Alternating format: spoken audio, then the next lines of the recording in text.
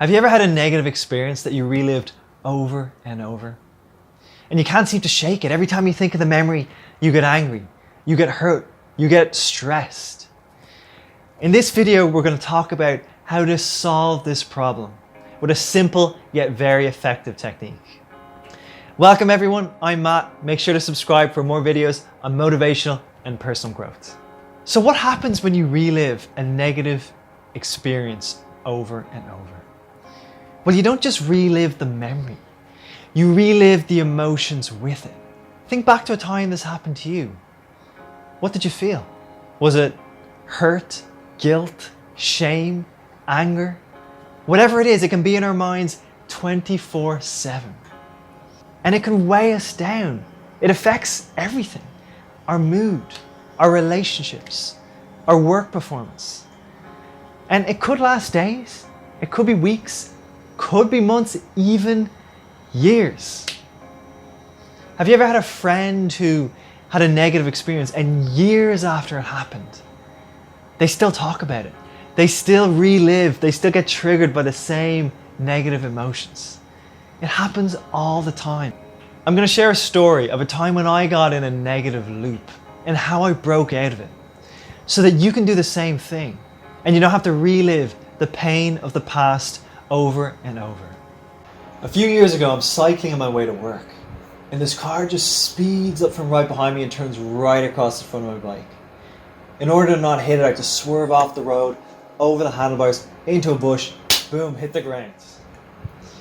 I did a quick check, make sure I'm okay, nothing broken. And I see the car park about 20 feet away and my blood starts to boil. There's only been a few times in my life where I would say I completely lost control. This is one of those times. I just start storming towards the car, screaming, "Get out of the car! Get out of the car!" This woman, 45, 50, hops out. And you know those people who no matter how blatantly they do something wrong, they just accept no responsibility for it? You might know somebody like that. Well, she was one of those people, and straight away she's blaming me for everything. She won't take any responsibility. We start shouting back and forth. Eventually I realized, look, there's no reasoning with her. I said, look, the chain in my bike is broken. It costs $30 for a new chain. Just give me $30 for a new chain, you won't hear from me again. Pretty good deal for someone who's just run a cyclist off the road, yeah? You'd think so. She refuses. I can't believe the anger is boiling up inside me again. I get into work that morning, I'm thinking, okay, what can I do? I text my friend who's a lawyer. I explained what happened and I said, hey, is there any way you can, give this woman a bit of a scare into giving me the $30? He said, Matt, I am a professional. I don't scare people into giving my friends money. I was like, fair enough when you put it like that. It's pretty petty. An hour later, I get a phone call. Hey, this is Paul, attorney at law. I believe you had an incident with my client this morning.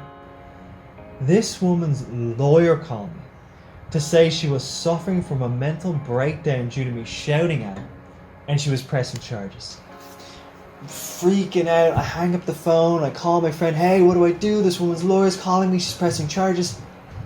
He's just laughing. It's like, this is serious. Why are you laughing? He said, because Matt, that was me who just called you.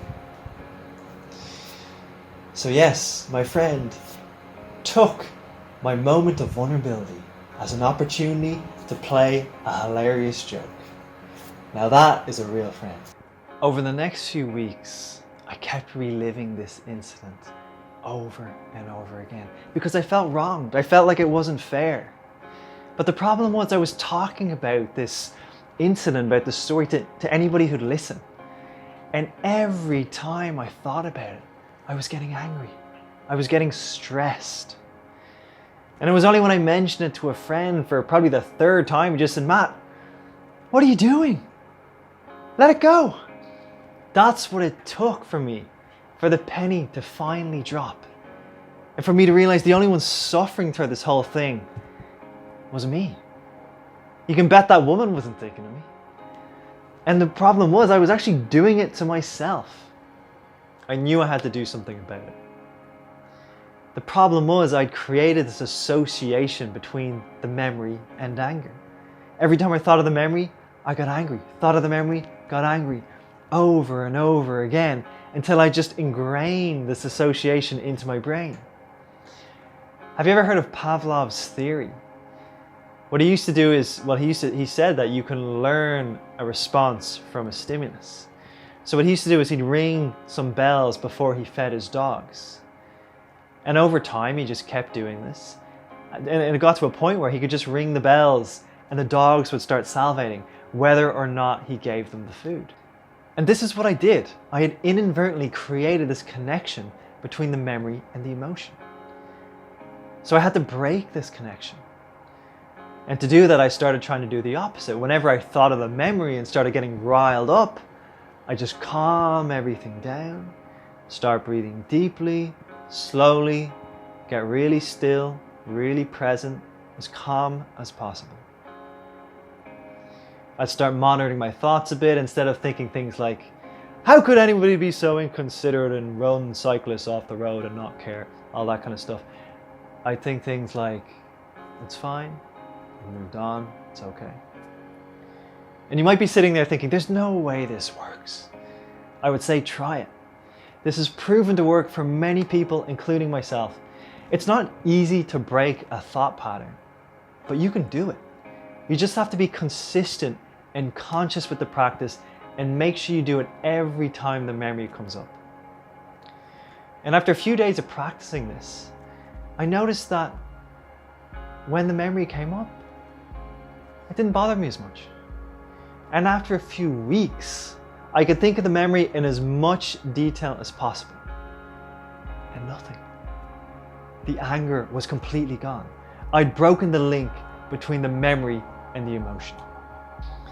In how many areas of your life do you have these negative memories and experiences weighing on you? If you can break the link between some of these associations, it could have a massive impact on your life. Without so much of your mental energy being burned up by this negativity, you'd have more energy. You'd be in a better mood, easier. You'd be happier in general. And if you could use that extra energy, that happier mood, and put it into your day-to-day life, imagine how much better your work performance could be, your relationships could be, your health could be, your life would be. My question for you is, if you had this extra energy, what part of your life would you put it into? And my second question is, do you have any techniques that you use to get over, to deal with negative emotions? Leave it in the comments below. I would love to hear from you. And if this video helped you, please hit the like button, share it. I would love to build a community for ambitious people trying to help each other build better lives. Make sure to hit the subscribe button for more videos on personal growth and motivation. And finally, guys, check out some of the other videos. There'll be something popping up here on the left or in the description below. Thanks for joining me, everyone. I'm Matt. Talk to you next time.